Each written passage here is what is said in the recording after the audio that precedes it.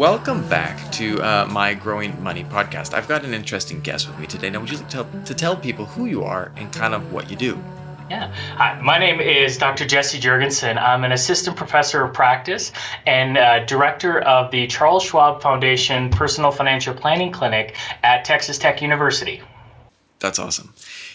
How did you get into this profession? How did you get started learning about money? Yeah, well, for a number of years, I was just personally interested in personal finance as I got older and as I learned more in college.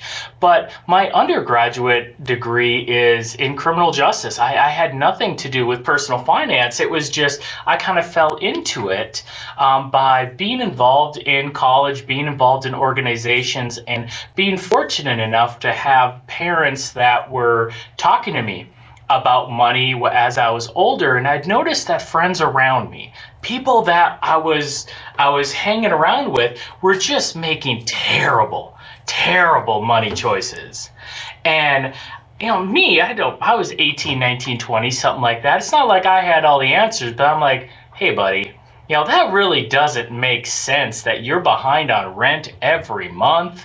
You're at the end of the month, you're borrowing money from me to go get groceries. Like, what's up? You work more than I do. You make more than I do. What's going on?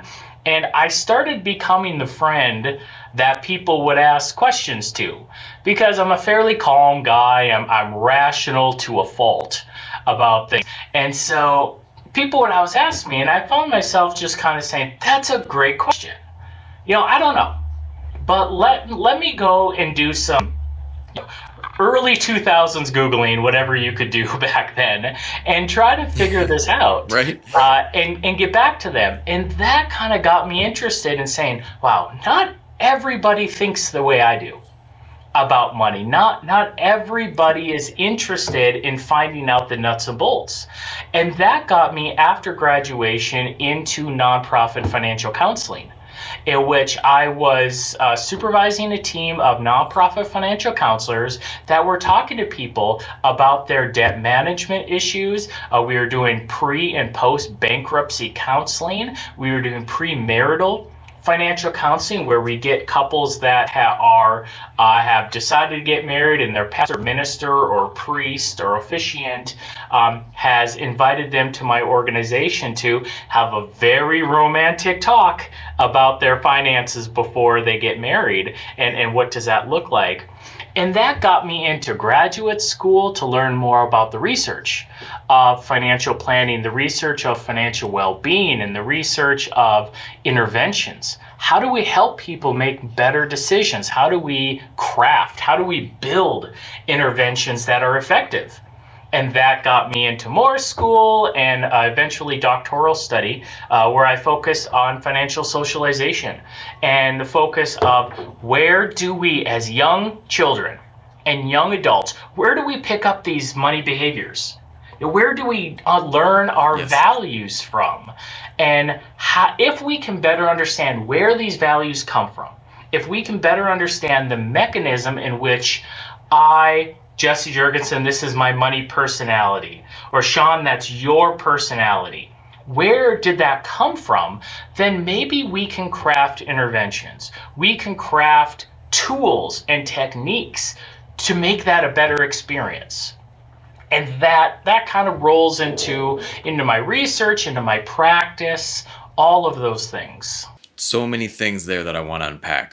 First of all, one of the things that you talked about that I really thought was interesting was something that I've been thinking about. And what kind of created the idea for this whole podcast was the idea of, I was sitting down we just had Lunar New Year here in Vietnam. And it's interesting because for the Lunar New Year, what they do is it's kind of like Christmas for us in the West, where it's all of these gift givings, but it's specifically, they don't give gifts, they give cash.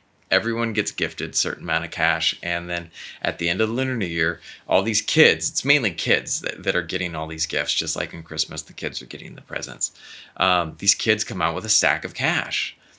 And my daughter was sitting there going, what should I do with this money?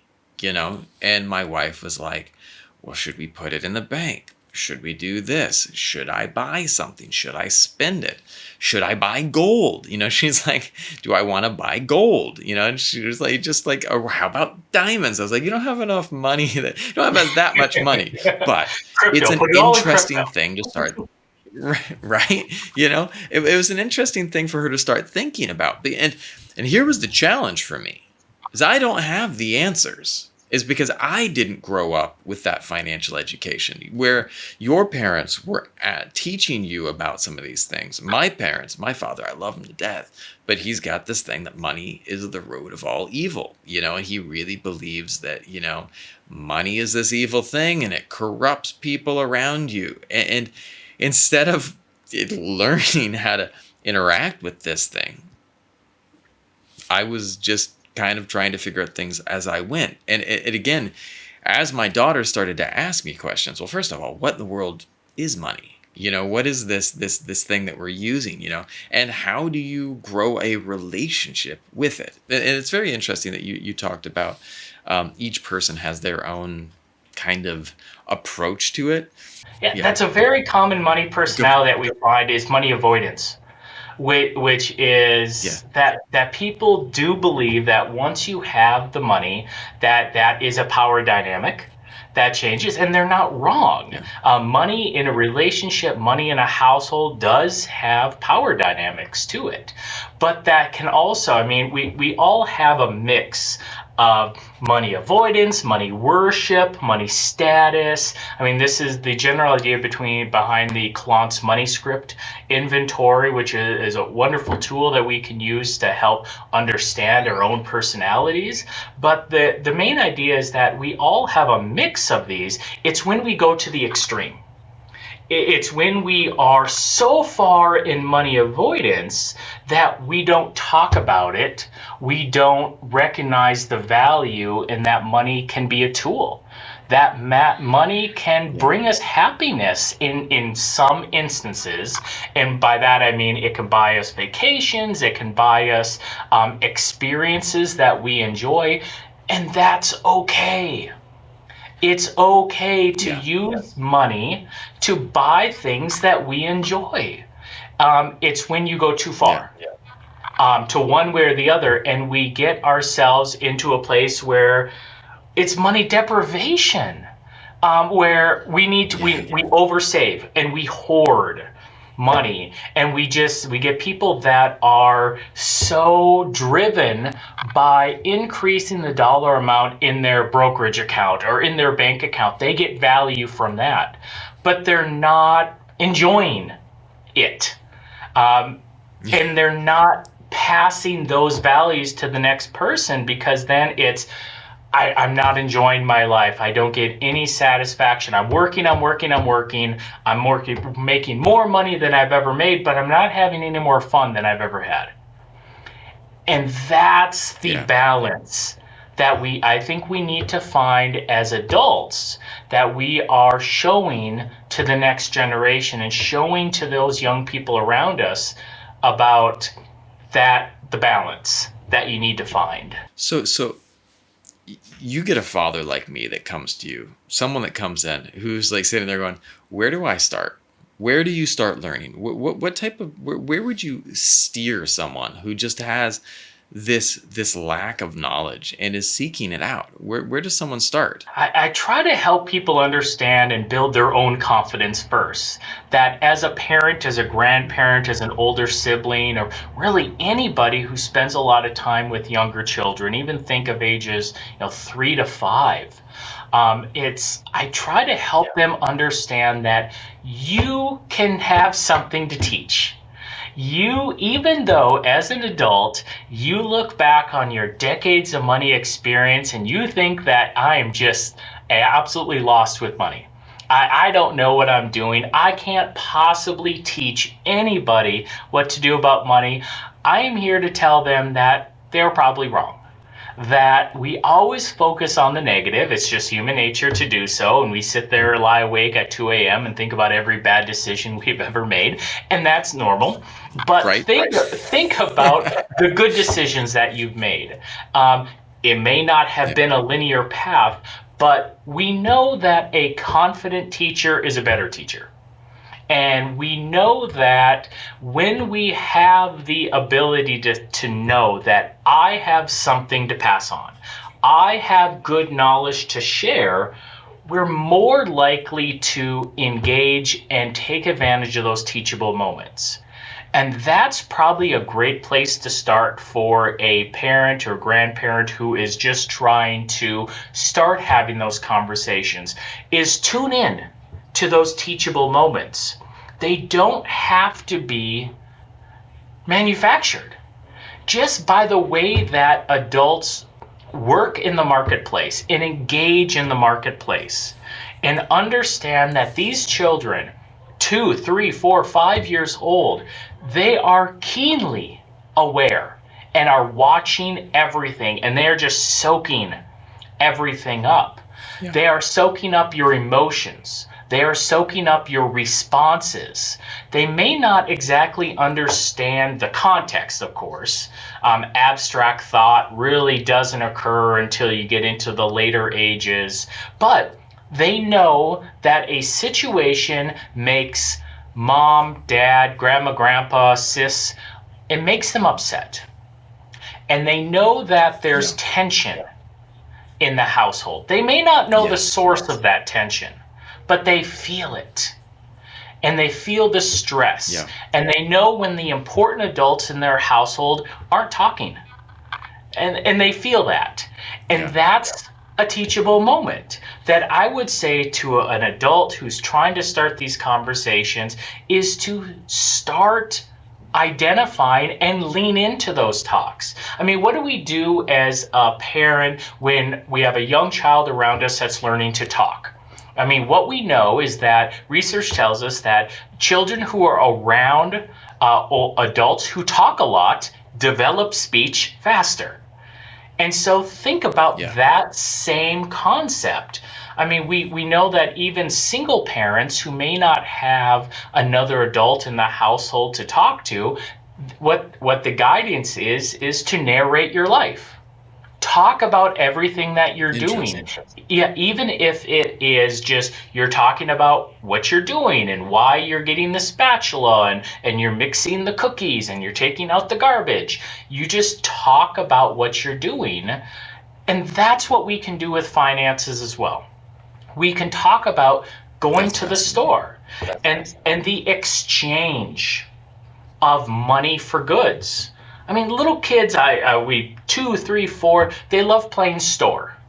They love playing grocery store. Yes. They love playing diner or kitchen. Lean into that and say, we're not just making scrambled eggs and put a watermelon in there. Why not? Go nuts. You know, cooking's about creativity. But talk about, well, how much are your scrambled eggs? And can you exchange play money, pretend money for that service that they're providing? Yes. Can they make you a Yep. receipt, an order?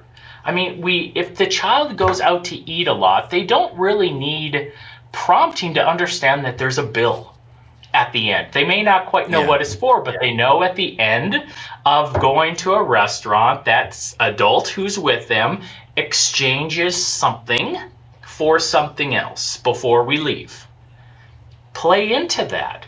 Recognize that they probably already know that and pretend it.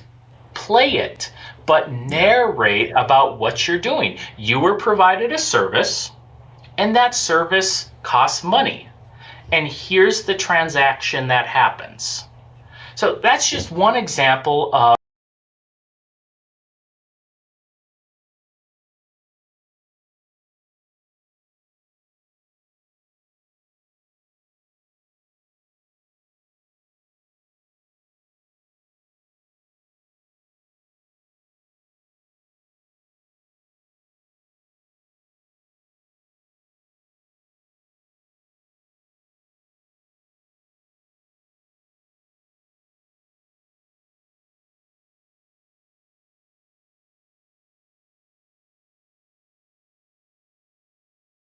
My daughter out. We were making a video.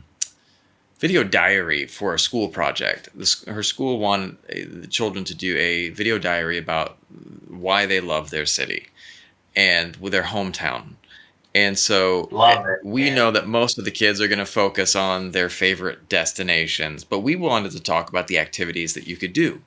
And so we have, video of my daughter going horseback riding, video of my daughter doing these other things. And we went to this place that we could do some rock climbing, that my daughter loves to go rock climbing sometimes. And next door, they had an arcade. And she likes this arcade near our house. But we were at this other place. We're like, we're already here. Let's shoot some video here. We walked in, and I got about $5 worth of coins. But this was a different type of arcade that I didn't know. It was almost all of the little, like, grabby, the little hook hand, the little hand from above Oh, things. Yeah, yeah, yeah. It was all that. And so it was really interesting because we went in and we played these, and I'm just sitting there, and it's painful for me to watch. Those games are ridiculously difficult, and spatial it's such a awareness quick is how thing. it's And then done. it's crazy, right? But my daughter, at the end of the day, she played all these games. She got so much excitement, and she walked away with one tiny little toy. And I was like, and there was a teachable moment there. And she looked at me and she's like, that was a waste of money. And I said, yes, in ways it was. You could have bought the toy for what you paid. But I said, at the same time, though, was it an enjoyable experience? Was there? And so I tried to process with her, was it worth it? Was it worth it to play? Was it worth it for this? And for me, and she at the end, and I said, I feel like going to a regular arcade was probably more valuable than that because you have more fun. And she's like, yeah, I normally do have more fun playing the games. And it was interesting because, again, I didn't have all the answers in that moment, but I was able to recognize that this was a moment where she was processing. And for me, I sat there and sat with her and said, okay, let's talk about it. Was it valuable? Was it something that was worthwhile? Did you feel like this was an event that an experience worth having? She's 7 and she's able to go a little bit deeper now, but it was still interesting because I could have brushed it off and said, we're not going to go in there, whatever. It is what it is. It wasn't, did you have fun, whatever. But we talked and we took the time to be present in it. And it was one of those moments where I felt like I was like, well, I don't know if it was worth it. Is the value of an experience worth it, even if you don't get something? Is it okay to just, play games when there's no return? It made me think about it. And I said, and I looked at her and she's like asking me for answers. And I was like, I don't have them. But yet let's talk about it. Let's explore that. So it was just a teachable moment that popped up, and I was like sitting there afterwards. I was like, did I handle that right? Was that the right answer? When we're kids, everything rolls into these bigger concepts. Yes, you were talking about claw machines and very tangible things to a 7-year-old, but what's the foundation of what you were really talking about? You were talking about values. You were talking about helping a young person identify what do they get, intrinsic motivation, extrinsic motivation. It's things like travel. It's at the end of a wonderful vacation, we rarely have anything tangible that we can put in our pocket, Yes. but it was all about the experience. Yes. And we spent money on it. And for some people, that's very important in their lives. And that's wonderful. And for people, those types of experiences are not important in their lives. And that is equally as wonderful for that person. What we need to help do is find a agreement between them to find our usage of the money that we're working hard for with our values. And that's what we're doing, is helping them identify what's important to them. But really, higher education is too, where we spend money when we don't really receive anything. We can put a diploma on the wall, but it's nothing that we can see. We can't see the value of what's called building our human capital, but we enjoy the process. Yeah. And we know that we're still a better person for it, and we enjoyed it. So I would say that you handled that wonderful. And that the idea is it doesn't have to be a big sit down, let's go through the PowerPoint and talk about delayed gratification. That's not going to work. That's not going to work. It's about teaching in the moment and having it be a opportunity to learn, and that's what gets me. We've been making as a field wonderful strides in mandating personal finance education in K through 12 high schools in the U.S. and that's been wonderful. But you see how we should be teaching taxes and. Really, as a 16, 17-year-old, you're going to sit there and learn about taxes and be super jazzed about it? No. That is not a teachable moment. That is not relevant to their current lives. We're better off teaching the things like the foundations of personal finance, and really what's the foundations of taxation, and having a voice in prioritization of how money is made, and how do we craft our decision making with anticipation that there may be rules and regulations that we don't have any direct say in but can change our behaviors. That's what we need to be teaching. Yeah. And take those bite-sized little times to teach it. It's so interesting because, we when I remember coming up through school, and there was we in high school, in grade school, I had absolutely no education about personal finance, and in high school, we had a shop class. I learned how to make a cabinet, which was fun, and I've never made a cabinet again in my life. But the class after me, they started into adding a life skills class. And it was interesting that one of the things that they started at that time was very basic, what are you spending? How much are you spending? How much are you making? And it was just simply keeping kind of a balance, some type of writing down what you had going out and what you had coming in. And it was interesting for me that that was it, though. That was it for my classmates. I didn't even get that. And yet, like what you're saying, that was probably better than if we got too advanced, I would have gotten overwhelmed and not known what to do. And it's interesting that it would have been so much easier to have had little concepts added early on in just minute forms. If early on, my daughter came up to me the other day, and she wanted to buy something, and I said, no, not right now.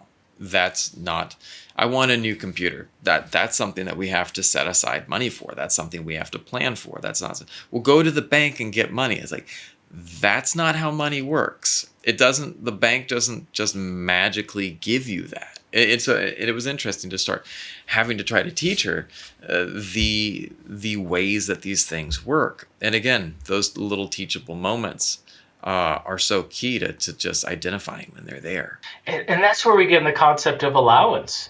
I mean, allowances are very controversial, and because the research isn't set on that. It's just a personal choice, and the research is kind of back and forth about the value of allowance. And really what we mean by this is that it has to be up to the adult to know the child.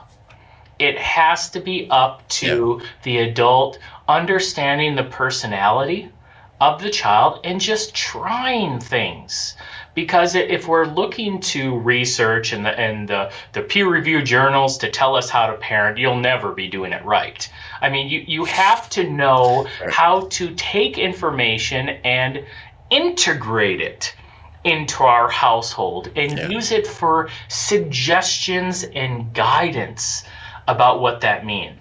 And there is the suggestion that an allowance can create a feeling of entitlement, to whereas we should just receive something in our lives. And that is entirely possible. Children are different. Adults are different.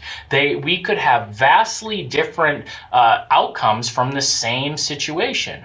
But maybe that means that we can find a medium. in here. Maybe there is a structure in your own household that is, we have expectations in the household about what chores, what duties, what tasks are expected of us that you should not receive any kind of payment for. Maybe that's something like, Yeah. we pick up our room. That's an expectation Yep. as a member of the family. We don't get money for that. But maybe there is money for additional chores. Maybe they don't normally help with picking weeds out of the flower bed. You know, something that a 7-year-old with close supervision, if just picking by hand, can help with from time to time, or do some deeper cleaning in the house. Hey, let's talk about how that is extra effort that can be rewarded monetarily. And what does that look like? And the where I struggle as a researcher in this area, as a practitioner in this area, and as a person who teaches the next generation of financial planners as well, is I'm a very much a proponent of experiential learning and hands-on learning. And what that means is that we need to give children and young adults opportunities to engage in the marketplace. And that means they need to have some money to work with. You can't make a mistake if you're never presented an opportunity to even make a mistake. And Right. that's where something like, I believe in allowance, and you can call it anything you want, but something in which the child or the young adult can actually engage with and choose to save. And if they don't choose to save, do they feel the pain of not being able to afford the bigger thing that they want? And then you've created the Yeah. teachable moment where you say, you know, I know you want the AirPods, but you don't have enough right now. But if you save your allowance for, let's do the math, for 3 months, and can come up with this amount of money, I will help you with the purchase. Or you want the new game? Let's work something out over time and bring in that delayed gratification. And that's, I think, you can take those proactive steps to give them the tools to make decisions with. And I think for the parents or adults who are saying, no allowance, I don't give my kids money, fair enough. Okay, I get it. That you can choose to parent any way you want. But how are you creating the environments and creating the mechanisms to have teachable moments? And something Yeah. like an allowance, a base support for that child, I think can create a lot more benefits than harm that it could possibly do. I love that. One of the things that I feel lucky about when with my education was, even though my high school had its faults, there was one thing that I really, really loved about it. And that was that one of the things that the school had was that they had a split schedule. So freshmen, juniors studied in the morning, and sophomores and seniors studied in the afternoon. And when the students were not studying, they would have a different work shift. They would work. And around the school, there were different jobs of all different types that students could have. There was a factory that was a packaging factory that we would get fishing reels and also gear shifters from Shimano would come in from Japan in the cardboard box, and then we would repack them into a plastic bubble box so that they could be sent out to stores around the U.S. And that was one of the jobs that the school had. They had this great contract with Shimano. There was also a packaging factory that built chairs. There was a chicken farm. We had a chicken farm on campus that had organically grown chicken eggs, and they were delicious, big old chicken eggs. It was a couple farms. And students got to try out different jobs. and learn what they liked and what they disliked, what type of work they were good at. And it was really interesting because especially for the packaging factory, there were a lot of students that loved the packaging factory because there was a couple of different perks to it. One, you got paid your hourly rate. But there was a cool thing that your hourly rate was based on the idea that you would pack about, let's say, 120 Shimano rods in that time, but or the reels. If in that time you were able to do 120 reels in 20 minutes, you were done. You're done for your hour. And so you could work, 3 times as fast and finish 3 hours work in one. And that was something that a lot of students really liked. And that was a really interesting concept. Or you could work your full 3-hour shift. And if you did 3 times the amount of reels, you made triple the money. And so some of my friends were pulling in amazing amounts of money, and they had nice shoes. They could go out and buy nice clothes. And some of these kids came from homes where they did not have that. And it was instilling in them this work ethic that they could make great money. And some of them did not go to college. Some of my classmates did not continue into higher education, but they came out of school with this work ethic that was second to none because they, from early on, 13 years old on, learned that, you know what, I can be going out and using my ingenuity to create money and to create opportunities to have a relationship with money. In your life, there was something there that I just went and flew out to see my uncle. And my uncle now has this beautiful place in Maui. And we went to visit him in this beautiful house in Maui. I mean, absolutely beautiful house in Maui. And my daughter was like, Daddy, how do we buy a house here in Maui? I was like, it's a good question. And one of the things I pointed out to her, I was like, he didn't always have this. This is him. He worked as a pilot for American Airlines for, 30 some odd years. Flew around the world. And then he invested well. He put money into the stock market. He had very smart investments in the stock market, and over time they saved a lot of money. And in his relationship with money is really interesting. He'll go for a walk down past the resorts, and if they see people have abandoned things, they'll pick it up. People are always leaving towels, and people are always leaving old boogie boards. They just get lost, and then the lifeguards take them over to near the trash cans, and they'll walk past that and be like, this is good. And they're very thrifty. My aunt is one of those people who has always throughout her entire life, clipped coupons. She's always looking for the deal, and she's always looking for a way to have a better deal and save money. Even when they don't have and one of the things I pointed anymore. Even when they don't have a need for it. They drive around in a small Toyota, Toyota SUV. There's no flashy cars.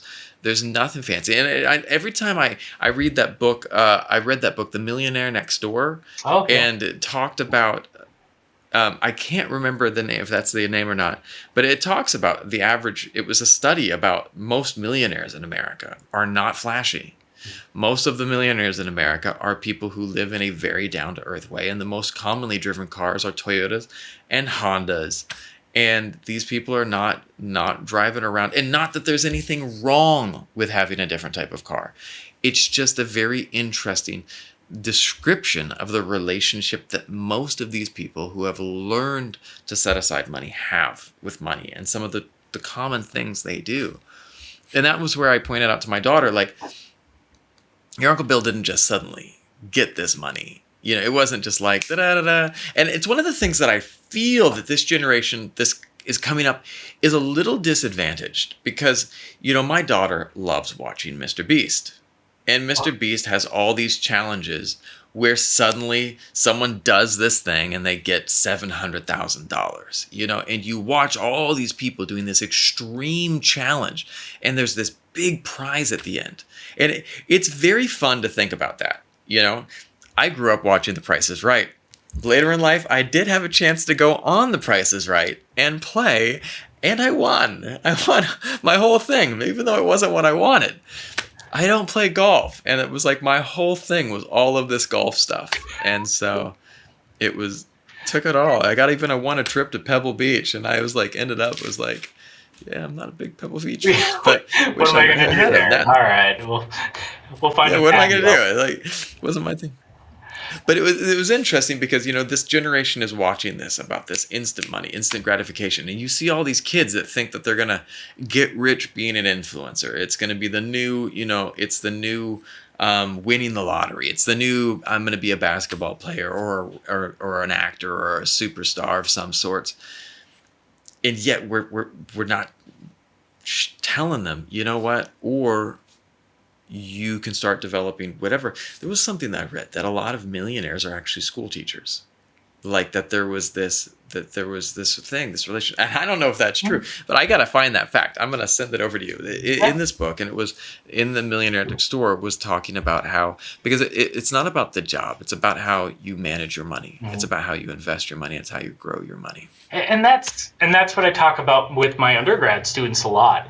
Is we do a just foundational personal finance classes here at Texas Tech, and I have a few lessons that I try to just, if you're going to walk out of this classroom, I want you to just remember like a handful of different things.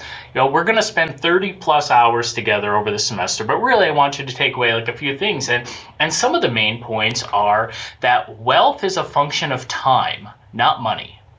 And that is that wealth, and because we cover things like the time value of money, where we talk about interest rates and we do the good old calculations, and we cover the calculations because we're in an academic setting, but I want them to focus more on what does this mean. When the principal borrowed goes down, the interest we pay over time also goes down. Or when we're on the other side, when we're receiving interest, as our principal goes up, the interest we receive goes up. And we do a number of case studies that show how somebody who does something like dollar cost averaging, who puts a really steady amount of money into well-diversified investment portfolios over time, lets that compounding interest work for them, and they end up with more money than somebody who takes the first 10 years off, the first 20 years off, and then just starts pumping a lot of money into investment accounts. And that they don't end at retirement at, say, age 65. The person who put less money earlier ends up with more than the person who put more money later.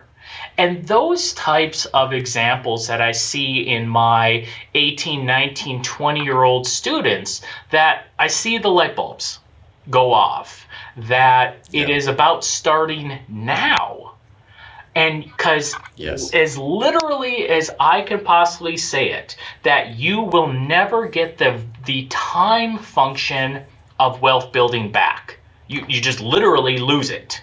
And you can't go back and gain this other availability to double your money, to start from age 25 instead of age 30, and the impact that can have over time. And then one of the other lessons, I have many, but one of the other ones is that it's not so much about how much money you make, it's about how much money you keep. And that we can have so many people that are making obscene amounts of money. I mean, I did bankruptcy counseling, where if you want to file bankruptcy in the US, you have to go through a pre-counseling session before discharge and so on. And that the amount of money that people were making on income, I wouldn't even know what to do with. But the amount of money going out is incredible as well. And that rolls us into choices that we make throughout our spending plan. Do we have values? But it also rolls us into the taxation question, which is, are we making decisions that reduce our taxes? And the lesson that I have is we will pay our fair share. We are doing tax avoidance, not tax evasion. Big difference. We are using every legal strategy to pay our fair share, but not 1 cent more. because we want Yeah. that money to go towards funding our own values and goals. And that's where Yeah. we want to say how much money we keep is more important, because that's the only money that we actually have to work with that can fund our goals and actually have more of a relationship to happiness. Because we know that research really shows that there's really only a loose connection between money and happiness. We know that once people are able to meet their most basic living expenses, okay, we know that once people are able to make sure that they have enough to eat, that they have secure and safe housing, they're able to take care of their medical needs, and so on. Yes, that is incredibly important and highly related to happiness. But once we get above that level, that there really is diminishing returns. And that's what we see in the research, is that people who make, say, for example, $80,000 per year, which in most areas of the US allows us to meet our most basic necessary living expenses, then somebody who makes $300,000 a year, they're not really that much happier. There's not an exponential growth of happiness. Yeah. And that's a lesson that we're trying to teach young adults as well, is that if you're trying to meet this unattainable goal, that more will make me happy, it won't. What will make you happy, and what has shown, I shouldn't say will, what has shown to have a better relationship with self-perceived happiness and rated happiness, is when our money is going to things that we value rather than things that we don't value. That's more related. And that's what we see in works like The Millionaire Next Door, which is much more suggestive than research, but it still allows great suggestions and guidance about, how can we learn from people who we would call just traditionally successful in the wealth aspect. And that is that they are intrinsically motivated. They're more likely to be entrepreneurs, which means that they are passionate about what they do, that they have longevity in their careers. And this is another thing I share during my classes, that people ask me as a financial professional, well, how do I build wealth? How do I gain this? And really, the first lesson is find a career that you love. Because you have to find something you love. And not saying that every day has to be amazing. It just isn't. Okay? But more days than not, you find intrinsic motivation and genuinely enjoy what you do. Because only then are you really going to be able to have the longevity in a career that comes with increasing responsibilities, increasing pay, and that you're better at what you do. When you're better at what you do, you are more efficient, and then the economic rewards are more likely to come because you're just better. But you have to stay in a profession for longer to be better at it. Now, not saying that that's true for everybody, of course not. Some people are just fortunate enough and lucky enough to have a skill, to have a God-given talent, to have the environment to nurture something that just happens to pay a lot. Good for them. Good for them. But it's just not everybody. And when we try to fit ourselves into the mold that worked for other people, that is a recipe for just feeling like you're on a treadmill. And the term that we have is just what's called the hedonic treadmill, which is just you're doing things, you're generating heat, you're moving, but you don't feel like you're getting anywhere. And that's when we start looking for other people to validate what we're doing, and that we look to others to tell us how we're doing. And that can also be a huge recipe for disaster if we're looking for external validation about what we're doing and the choices we're making, which is a difficult personality trait to get across, but the earlier we can start that, the better. and understand that we need to make the choices that are right for us, not the choices that are right for other people. And that type of independence and that type of critical thinking and problem solving skills can be ingrained into kids a lot younger than what we think, because they're watching and they're learning. And I think that would be a wonderful lesson to impart to parents as well.